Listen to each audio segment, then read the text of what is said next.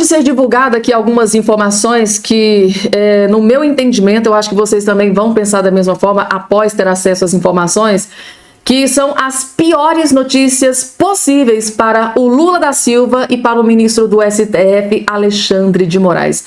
Realmente pancada gigante, tá, gente? Que atingiu em cheio Lula da Silva e Alexandre de Moraes. Eu vou trazer essa informação atualizadíssima para todos vocês. Na verdade, principalmente com relação ao Lula, gente, tá? As notícias que foram divulgadas aqui há poucos instantes, Lula tem vários motivos para não conseguir dormir aqui essa noite, gente, tá? Vou trazer tudo bem atualizado. Só, por favor, não esqueçam de se inscrever no canal, ativar o sininho das notificações e compartilhar o vídeo o máximo possível que vocês puderem, gente, tá? Convido vocês a fazer parte aqui da nossa família. Gente, sem enrolação, direto para a informação. Presidente, muito obrigado pela entrevista. Estamos esperando ainda a conexão com o deputado Flávio Bolsonaro. Eduardo Bolsonaro. Hoje, presidente, depois da decisão do Eduardo anunciada, hoje o Procurador-Geral da República diz que é contrário à apreensão do passaporte. Pela lei em vigor e pouco respeitada pelos ministros do Supremo, um deputado só pode ser punido com a anuência da Câmara, punido pela própria Câmara dos Deputados. Apesar disso, o senhor acha que o Eduardo continua ameaçado, né, pelo desrespeito à lei que existe no Brasil? Augusto, desde quando Alexandre de Moraes respeitou pareceres da Procuradoria-Geral da República? Nunca respeitou. Eu sofri 3 buscas e apreensões. Tá? Na primeira, o PGR foi contrário. Vieram buscar o tal do cartão de vacina. Depois, atrás do meu passaporte. O terceiro foi por tabela. Foi atrás de outro filho meu, inventaram uma história de ABIN paralela. E acredite, né? O documento de busca e apreensão é onde o Carlos estivesse, todos deveriam ter seus equipamentos, telefones, sei lá o que for, apreendidos. Naquele momento, por coincidência, estava o meu filho senador lá em casa, tinha um deputado federal, o Zuco, do Rio Grande do Sul, e mais alguns. Eles queriam levar o equipamento de todo mundo. Levaram de assessor meu, tá? E por coincidência, o Carlos nem estava em casa. Ele tinha saído comigo para pescar, estava perguntando num outro local. Então, pegaram essa oportunidade, fizeram uma busca e apreensão, segundo uma pessoa que estava lá em Mambucaba, na minha casa lá, porque eu não estava lá, estava no mar. Diz que usaram equipamentos mais modernos, inimagináveis, para buscar até rede de esgoto se encontrava alguma coisa. Ele não encontra nada, porque não tem nada, não tem nenhum indício, não tem uma estatal quebrada na minha causa, nunca pegaram dinheiro na cueca, dinheiro em qualquer lugar, conta no exterior, conversa, nada, não tem nada. Eu fiz um trabalho limpo enquanto presidente da República, enquanto é meio comum, né? Ex-autoridade do Executivo ter vários problemas de corrupção, não teve nada, absolutamente nada comigo. Logicamente que o desconforto que eu trouxe para o sistema foi exatamente esse. Montar um ministério técnico, botar gente para comandar estatal e bancos oficiais decentes, honestos e competentes, e deixou-se de assaltar o nosso país, que apesar de uma pandemia, apesar de uma guerra lá fora, terminando 22 com 54 bilhões em caixa. As estatais dando lucros bilionários, completamente diferente do que acontece agora. Até os fundos de pensões, eu tinha conversado com então o presidente dos Correios, né? Estava com crédito em torno de 5 bilhões de reais, conversei com esse caso reeleito, vamos ver se a gente pode pegar parte desse recurso, né? E para abater os rombos patrocinados pelo PT lá atrás, nesse fundo de pensão do postado. Bem, acabou não vindo a reeleição, daí os problemas voltaram a todo vapor com o atual presidente. E pelo que parece, né, o senhor Alexandre de Moraes não quer me ver longe de uma possível disputa o ano que vem. Agora, Augusto, olha só, Augusto, você vai vendo os documentos aqui, né, a denúncia, o relatório da PF, o golpe começou no dia 29 de julho de 21, porque eu fiz uma live nesse dia, onde eu mostrei o que era o inquérito 1361 de novembro de 2018. O inquérito foi instalado toque de caixa pela presidente Rosa Weber do TSE para apurar fraude na minha eleição, que na minha pode apurar fraude. Nas outras, que nós queríamos apurar algumas inconsistências, são simplesmente arquivados, né? E tem uma multa em cima da gente também. Eu nunca vi um advogado ser multado por ter peticionado um juiz. E esse inquérito 1361, no dia seguinte, né, foi classificado como confidencial por parte do senhor Alexandre de Moraes. Por que confidencial? Porque tem coisa ali em 3 páginas apenas, sempre digo isso, né? Realmente bastante comprometedoras. Eu não posso falar, Augusto, porque se eu falar aqui, vão dizer que eu estou divulgando, né, um inquérito confidencial e posso talvez meia-noite até hoje, né? Tá a Polícia Federal batendo na minha porta aqui para me prender. Se bem que os inquéritos, que a meu respeito, todos confidenciais também, sempre foram vazados. E nesse caso do inquérito 1361, vale a pena uma coisa, né? A questão de poucos meses, o jornal o Globo fez uma matéria, né? Exclusiva. Porque nessa terceira busca e apreensão, que pegou a sede do PL também aqui em Brasília, pegaram na sede um contrato meu de reforma numa casa que eu tenho na Vila Histórica de Mambucaba. Contrato esse no valor de R$900 mil. E o que o Globo falou, como é que pode uma reforma de R$900 mil numa casa avaliada em R$98 mil? A casa está avaliada em R$98 mil, que é o preço dela desde 1997. E nessa nova reforma, eu paguei em PIX e declarei no imposto de renda. Então não devo satisfação para ninguém. Deu Globo não satisfeito, queria saber que tipo de piso eu botei na cozinha. Eu respondi educadamente que não era licitação, não era uma pública, não tem que dar satisfação a ninguém. Então isso tudo acontece na vida da gente, a perseguição implacável, tá? E quer nos tirar da disputa eleitoral do ano que vem, como viram que está bastante fragilizada. As inelegibilidades, duas, né? Por se reunir com embaixadores. Repito, não foi com traficante no Morro do Alemão, igual outro candidato fez. E a outra, essa primeira, abuso de poder político. Não ganhou um voto sequer nessa reunião. E a outra, abuso de poder econômico. Quando acabou o desfile de 7 de setembro, subi no carro de som do Silas Malafaia, não foi um carro de som do governo federal por ocasião do 7 de setembro, e ali a acusação é abuso de poder econômico. O Bolsonaro está finalizando, ajustando a conexão para entrar conosco aqui nessa entrevista. A pergunta agora é de Adalberto Piotto. Presidente, seja bem-vindo. Boa noite ao senhor. O pedido do ministro Alexandre de Moraes, à PGR, para se manifestar acerca da apreensão do passaporte do deputado Eduardo Bolsonaro foi feito no dia 5 de março. E o ministro deu 5 dias para a PGR, que não se manifestou em 5 dias, foi só hoje, 13 dias depois, digamos, do 5º dia possível para entregar, o que chama atenção.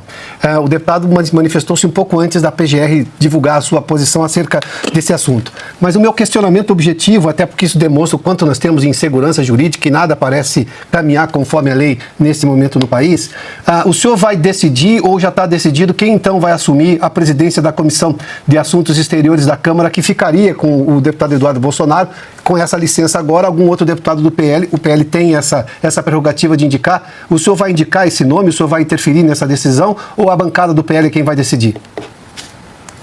Conversei com o líder do partido, o deputado Sócio, também com o primeiro vice do partido, que é o Altineu, e a última indicação nossa é o Felipe Barros, lá do Paraná. Seja muito bem-vindo mais uma vez em Oeste Sem Filtro. Obrigada pela entrevista. Já passo a bola para a pergunta da Ana Paula Henkel para o deputado Eduardo Bolsonaro. Boa noite, presidente Bolsonaro. Boa noite, deputado Eduardo. Mais um dia estranho, né? Na tal democracia do Brasil.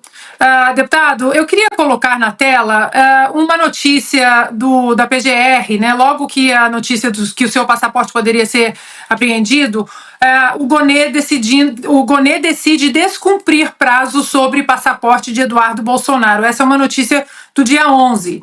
E hoje, logo mais de 10 dias depois, né, da manifestação, da possível apreensão do seu passaporte, hoje, logo depois da notícia de que você ficaria nos Estados Unidos, a PGR se manifestou contra a apreensão do seu passaporte. Lembrando que a PGR tinha 5 dias para se manifestar e nós estamos aí no 13º dia. Deputado, o senhor acha que essa notícia do senhor estabelecendo a sua permanência nos Estados Unidos, isso tenha forçado a PGR a se manifestar contra a apreensão? Com certeza, Ana Paula. O cálculo que eles fazem é sempre político, né? Lamentavelmente, os tribunais do Brasil hoje, na verdade, a Suprema Corte tem ali algumas pessoas que já não se importam há muito tempo com as leis e as decisões são 100% políticas. Então a pressão veio forte, a repercussão foi grande, né, da notícia de que eu não retornaria ao Brasil.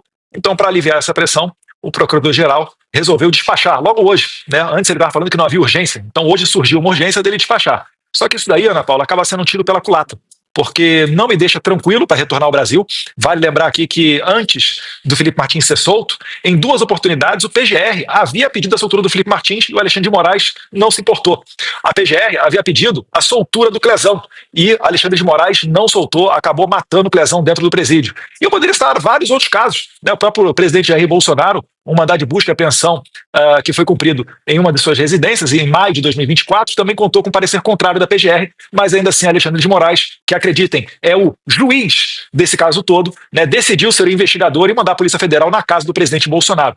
Provavelmente para esculachar, para humilhar e para fazer o tal do Fishing Expedition, que nada mais é do que pegar o celular do presidente, da primeira-dama Michele Bolsonaro, e selecionar o que ele vai vazar para a imprensa ou do que ele vai querer se mergulhar para tentar ficar causando problemas na vida do presidente. Então, finalizando, né, é um jogo de cartas marcadas e o Alexandre de Moraes, eu não sei se ele estava precificando que eu poderia ficar aqui nos Estados Unidos, porque ele arranjou, com certeza, a maior pedra no sapato da vida dele, porque aqui fora nós temos instrumentos. Você sabe muito bem, Ana Paula, você mora aqui na Califórnia, um cidadão americano, um cidadão comum americano, ele tem mais liberdade de expressão do que um deputado federal ou um senador no Brasil, com a sua imunidade parlamentar garantida na Constituição. Então, eu tenho algumas entrevistas marcadas ainda hoje para algumas televisões americanas, né? Uma das entrevistas é com Matt Gaetz, que foi sondado para ser o procurador-geral da República do Trump, né? Não foi ele, entrou a Pam Bondi lá da Flórida, mas é extremamente bem articulado e, inclusive, na última vez que eu participei do programa dele, ele me deixou a oportunidade, os microfones abertos, para eu mandar uma mensagem para o presidente Trump. E depois ele mesmo, nos bastidores, falou para mim: Eduardo, eu vou recortar esse teu vídeo e vou mandar para o presidente, vai chegar para ele. Então o Trump está sabendo o que está acontecendo aqui e eu acho que a solução vai vir aqui dos Estados Unidos para resgatar as nossas liberdades no Brasil. Deixa eu lhe fazer uma pergunta. Hoje, o portal UOL publicou uma notícia de que o presidente do seu partido, Valdemar Costa Neto, teria sido alertado por alguns integrantes do Supremo Tribunal Federal de que a relação com a Suprema Corte poderia piorar caso o senhor assumisse o comando ali da Comissão de Relações Exteriores na Câmara. O senhor tem conhecimento desse bastidor, essa possível conversa aí com o Valdemar Costa Neto nesse sentido? Negativo, não tive conhecimento disso. Né? Eu vi pela imprensa, vi uma matéria inclusive de uma grande rede de comunicação dizendo que o presidente Valdemar Costa Neto havia dias antes, né, dois dias atrás, dado uma opinião negativa contra a minha ida para a presidência da CREDEM. Eu desconheço, né?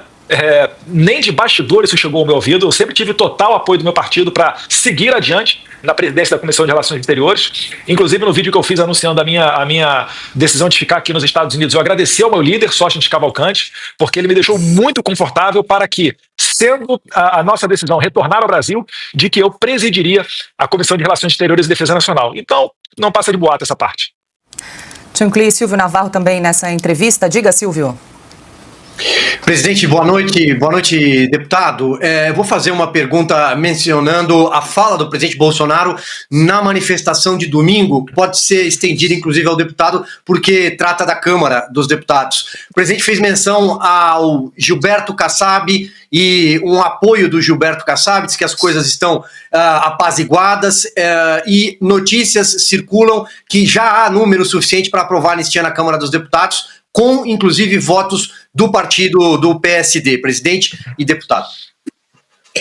Deixa eu responder primeiro. Olha, a prioridade aqui é para o Eduardo. Vai ser mais difícil pegá-lo para dar entrevista do que eu. Então eu peço que dirija mais para o Eduardo aqui, até que o momento é mais propício para isso. A questão, eu conversei com o Kassab, tem uns 40 dias, estava muito tempo afastado dele, nos acertamos, pediu apoio para ele sobre esses pobres coitados que estão presos, condenados a 17 anos de cadeia. Isso é uma de crueldade sem tamanho, e ele falou que ia trabalhar o partido e 10, 15 dias depois daria a resposta para mim. Foi dada a resposta e ele realmente sinalizou para que o partido votasse ao nosso favor. Hoje tem fechado conosco quase 100% o PP, do Ciro Nogueira, né, entre outros partidos. Então só está faltando finalmente do PR, do Marcos Pereira, que é um líder evangélico. Praticamente 1/3 desses inocentes presos são evangélicos também, não tem culpa de absolutamente nada. É uma perseguição por parte de Alexandre de Moraes em cima dessas pessoas, e acredito então que o Marcos Pereira dará sinal verde para isso. Eu entendo que hoje nós temos a maioria, né, se botar em votação, a maioria para aprovarmos o requerimento de urgência. Se bem que a urgência, você precisa de metade qualificada, 257 parlamentares. Acredito que já tenhamos esse número, até porque cresce dia a dia, quando você, igual em Copacabana, eu citei o nome da mulher, a sua idade e a sua pena. Além de vovós, jovens mães com filhos pequenos em casa. Tá? Isso é de cortar o coração de qualquer um. E essas pessoas, quem porventura te aprova que danificou algum patrimônio, que pague. Mas no resto, como eu sempre digo aqui, né, abolição violenta ao Estado Democrático de Direito, tentativa de golpe de Estado, organização criminosa, não tem cabimento. O próprio atual ministro da Defesa, José Múcio, falou há poucas semanas no programa Roda Viva que golpe de Estado não é isso. Tem até povo, mas tem Força Armada e tem uma liderança. Nada disso existiu no dia 8 de janeiro. Então não tem cabimento essa forçação de barra em cima das pessoas condenadas a 17 anos de cadeia, cujo objetivo, condena 17 para dar 30 em mim. Esse é o objetivo, realmente, do senhor Alexandre de Moraes. Eu espero que isso seja revertido com uma anistia cada vez mais caminha para se concretizar aqui no Congresso Nacional. Descreveu muito bem aí o cenário, né, da Câmara em relação à prisão, manutenção da prisão do ex-deputado Daniel Silveira. Ou seja, hoje o brasileiro não acredita que a ajuda para sairmos desse regime totalitário venha do Congresso. Por isso, muitos estão elogiando a atitude do deputado Eduardo Bolsonaro. Mas a minha pergunta para vocês dois é em relação... Estamos diante de um ex-presidente, de um deputado, mas também de um pai, de um filho, de um avô, de um filho que saiu de casa para passar 7 dias de férias com a família e agora não volta, e a gente fica até com um nó na garganta vendo os vídeos de vocês dois, porque haverá uma separação que não tem data, né, para terminar, uma situação muito complicada na família de vocês. Eu gostaria de ouvi-los em relação a isso, porque os vídeos realmente foram muito tocantes. Situação complicada, né? O Brasil hoje, ninguém duvida que o meu pai possa ser preso, mesmo sem ter cometido crime algum. A gente faz até chacota, falando em golpe da Disneylândia, mas é algo real. Como eu falei aqui, uma pessoa que condena 100 horinhas à cadeia, e ele está fazendo isso como meio para se criar uma narrativa, para chegar no final e prender o Jair Bolsonaro, uma pessoa dessa com certeza consegue mover o que for necessário para tentar acabar com o movimento espontâneo que é capitaneado pelo Jair Bolsonaro. Então, é uma possibilidade real, a gente se segura aí para não se emocionar, mas a vida é assim mesmo, né? Nem sempre a gente consegue conduzir ela da maneira que a gente gostaria, faz parte da vida de um homem um sacrifício, né? Agora, podem ficar tranquilos que aqui eu tenho apoio da minha família do lado de cá, né? Da minha esposa Heloísa, as minhas 2 crianças, né? A Georgia, de 4 anos, o Jair Henrique, de 1 ano, e isso daí é essencial, né? Eu certamente não estaria tomando essa decisão se não tivesse o apoio da minha família. O presidente quer comentar também? Eu prefiro ele nos Estados Unidos livre do que sendo ameaçado aqui dentro do Brasil. E o que a gente procura fazer? Da minha parte, todo o apoio ele vai ter. Pode continuar aí, se bem que eu não mando mais nele, tem 42, 43 anos de idade, mas ele está fazendo um excelente trabalho, e vai continuar fazendo um excelente trabalho por todos nós aqui no Brasil. Agora, isso que aconteceu no dia de hoje é repercussão na mídia no mundo todo. Cada vez mais o mundo vai tomando consciência que o Brasil não vive uma democracia. Que tem uma pessoa aqui que, quando se fala em ditadura, esperava sempre que essa ditadura viesse do chefe do executivo. E não vem de um outro poder. Agora, o trabalho dele é excepcional, o Eduardo é uma pessoa humilde, tem um bom relacionamento com várias integrantes do governo Trump e não está querendo perseguir quem quer que seja aqui. Ele quer fazer com que nós tenhamos liberdade aqui no Brasil, porque sem liberdade de expressão não existe democracia. Quando ele falou inverter a questão da prisão, que ele explicou muito bem, a mesma coisa, o Magno Malta tem proposta lá, é duro falar isso aí, mas vai fazer, o Magno Malta já apresentou, acredito que o Congresso leve avante. Passaporte, por exemplo, não é o ministro que vai caçar o passaporte dele, ele pode até dar uma sentença, mas só vai ser rejeitado o passaporte se a respectiva casa, né, uma maioria qualificada, assim concorde. A mesma questão no tocante à inelegibilidade. A proposta do Magno Malta, qualquer inelegibilidade, ela tem que ser confirmada pela respectiva casa, porque passou a ser um instrumento político do TSE ou outros órgãos da Justiça Eleitoral. Ele simplesmente, usando a força política, né, tem um nome específico, lawfare, eles acabam tirando do páreo que eles querem tirar. Por exemplo, o ideal para a esquerda é concorrer sem eu do outro lado. Porque comigo, logicamente, vai ser muito mais difícil a esquerda vencer aqui no Brasil. E isso daí, quem vem fazendo muito bem, para o mal, obviamente, como o Eduardo acabou de dizer há pouco, é lá na Venezuela. Quando a Venezuela, o Maduro, se viu obrigado a adotar o voto impresso, que foi uma condição dos Estados Unidos, do governo Biden, para que eles voltassem a comprar petróleo da Venezuela, seria o voto impresso. O Maduro topou e, malandramente, o que ele fez? tornou inelegível por 15 anos os seus maiores opositores, que é a Maria Corina e o Capriles. E aí, mesmo assim, botaram uma pessoa lá, que a gente pouco ouvia falar, o Edmundo, ele acabou ganhando a eleição. E no final da apuração, o Maduro interrompeu tudo e deu o respectivo golpe branco lá. E quando o Lula aqui quis se engraçar, ele falou, ó, eu respeitei a sua justiça eleitoral aí, tu respeite a minha daqui. Eu fui eleito democraticamente. E olha que eu falo tudo. E nada mais aconteceu. Agora, a gente vê, democracia no Brasil, a gente entende que é o voto livre, né? O voto aí transparente e a respectiva contagem pública dos votos, como está previsto na própria Constituição. Mas não é assim que acontece. Agora, por que o medo do TSE do inquérito 1361 de 2018? É um inquérito que foi feito para apurar fraude na minha eleição em 2018. Eles queriam, quando viram a denúncia chegar, muito bem feita a denúncia, né? Dava a entender que um miserável, um deputado, baixo clero, sem recurso financeiro, com um partido pequeno, um 7 segundos de televisão, dei golpe, tá? Fraudei as eleições. E viram que realmente algo esquisito aconteceu e resolveram deixar para lá. E esse inquérito, então, no meu entender, é a chave, né? É aquilo que vai desvendar a nossa justiça eleitoral. Eu gostaria muito que o senhor Alexandre de Moraes suspendesse o sigilo desse inquérito para que a gente pudesse discuti-lo, né? Afinal de contas, é bem fácil discuti-lo. São 3 páginas, meia dúzia ali em cada página, que nós aqui possamos, então, entender como são as eleições no meu Brasil. Vai lá, Augusto, reforçar aqui que estamos com 204 mil telas nesse momento acompanhando a entrevista. Como o próprio presidente sugeriu que a gente explorasse mais o Eduardo, vou perguntar o seguinte, deputado, o presidente Trump já está informado da tua decisão? Não tem como afirmar isso, Augusto. Você não sabe. Não sei. Mas saberá, ele saberá. O filho dele vai saber. Perfeito.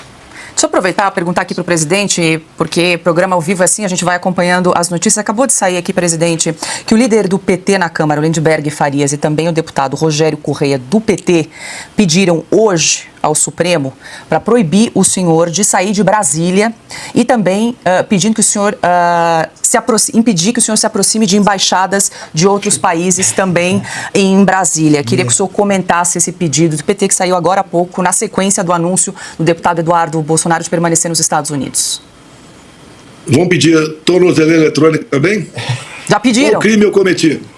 Já pediram. Qual crime eu cometi? Eu fiquei 3 meses nos Estados Unidos. Poderia ter continuado. Tinha proposta para ganhar muito bem aí, apesar de não falar inglês, mas dado a minha bagagem de conhecimento, tinha oportunidade para ficar e resolvi voltar para cá com todos os riscos que corro até hoje. Tá? E estou fazendo isso pelo meu país. Eu não sou como o chefe dele, o Lula, que tem obsessão pelo poder. Eu tenho paixão pelo meu Brasil. E não dá para comparar a administração atual com a minha, até pela qualidade dos respectivos ministros. Ele deixou bem claro no vídeo, tá? Que durante esse tempo que ele vai ficar licenciado, afastado do cargo, para permanecer nos Estados Unidos, ele não será remunerado. Então ele não vai receber, tá? Aqui no Brasil, dos cofres públicos brasileiros, enquanto não estiver trabalhando como parlamentar. Então ele deixou bem claro isso no vídeo para que... Eu tenho certeza que muitos iriam tripudiar em cima dessa questão, então ele já se antecipou, deixou dizer, explicar que eu não vou ser remunerado enquanto eu estiver licenciado. Então, tá aí uma informação extremamente importante que precisa ser sanada enquanto, né, os urubus da esquerda começam a tripudiar em cima de toda essa questão. E aí, gente, que bomba gigante divulgada, tá? Como será que o ministro Alexandre de Moraes e o PGR recebeu nessa notícia aqui nesse dia de hoje, hein? Se o plano era deixar ele desembarcar no Brasil, colocar os pés no Brasil e anunciar a apreensão do passaporte, esse plano foi frustrado por essa decisão bomba, né, do Eduardo Bolsonaro. E se o plano, tá, era prender o Eduardo Bolsonaro, mais uma vez foi frustrado aqui os planos. Será mesmo que havia esse plano de prender? Ou era só apreensão do passaporte para que ele parasse de viajar para os Estados Unidos, porque estava incomodando muitas autoridades aqui no Brasil? Tá aí, gente, tá? Coloca aqui embaixo a opinião de vocês. Eu vou ficando por aqui. Não esqueça de se inscrever no canal. Até o nosso próximo encontro.